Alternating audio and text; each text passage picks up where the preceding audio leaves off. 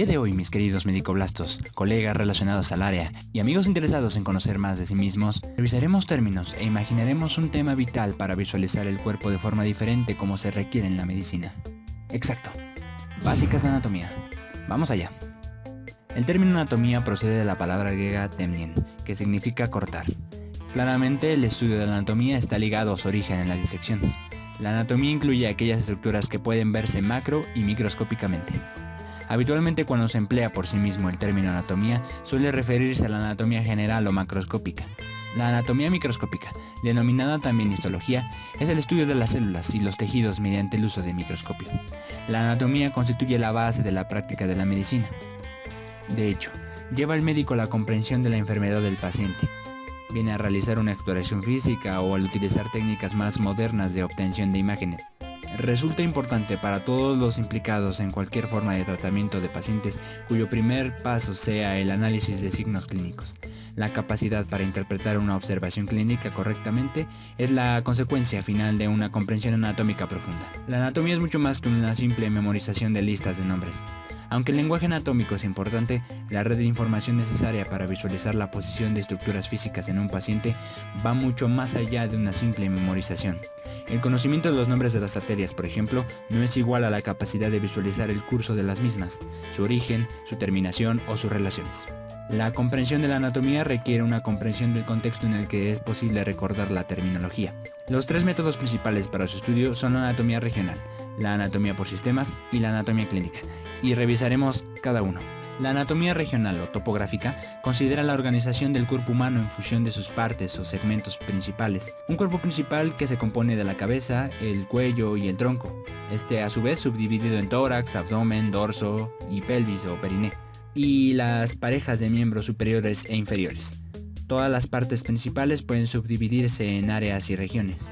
La anatomía regional es el método para estudiar la estructura del organismo centrando la atención en una determinada parte, por ejemplo, la cabeza.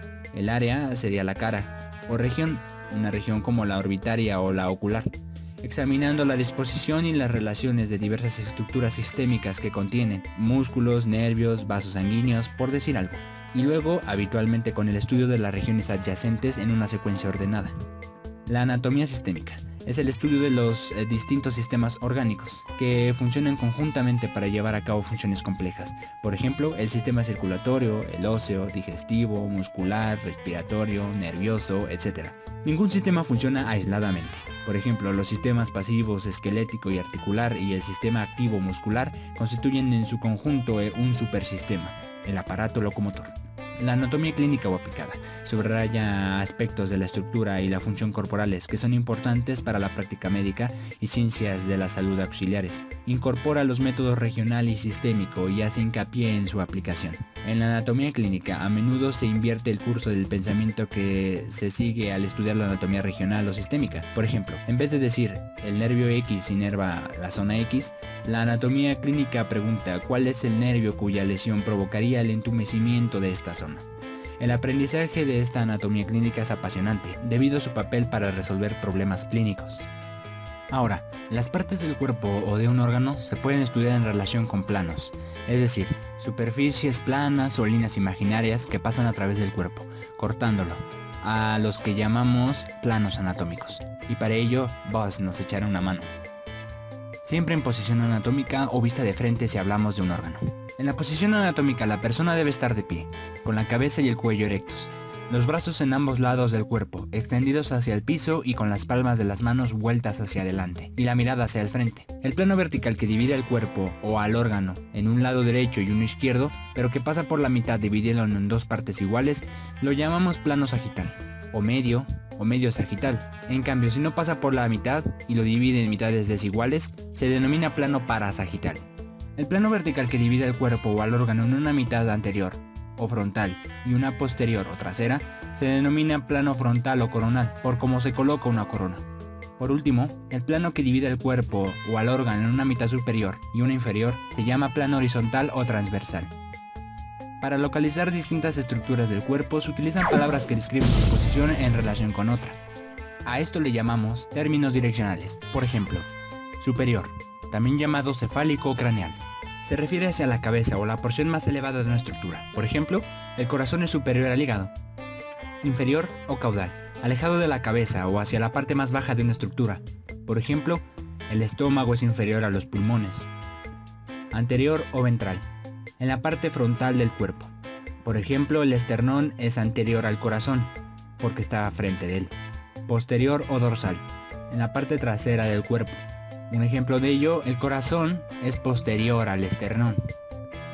Medial, cercano a la línea media. Por ejemplo, la cadera es medial al hombro, lateral, alejado de la línea media. Hablaríamos de lo contrario. Los pulmones son laterales al corazón, intermedio, entre dos estructuras. Por ejemplo, el colon transverso es intermedio en relación al colon ascendente y al colon descendente. Homolateral, del mismo lado del cuerpo que otra estructura. Por ejemplo, el pulmón derecho y el hígado son homolaterales. Contralateral, en el lado opuesto del cuerpo a otra estructura. Por ejemplo, el hígado es contralateral al pulmón izquierdo. Proximal, cercano a la unión del miembro con el tronco, o cercano al origen de una estructura. Por ejemplo, el hombro es proximal a la mano. Distal, alejado de la unión del miembro con el tronco, alejado del origen de una estructura. Por ejemplo, los dedos son distales a la muñeca. Superficial, en la superficie corporal o cercano a ella. Por ejemplo, las costillas son superficiales a los pulmones. Y profundo, alejado de la superficie del cuerpo. El corazón es profundo a la piel. En esencia, la anatomía es fundamental para entender futuras patologías, para poder estudiar al cuerpo humano y para poder atender a nuestros pacientes.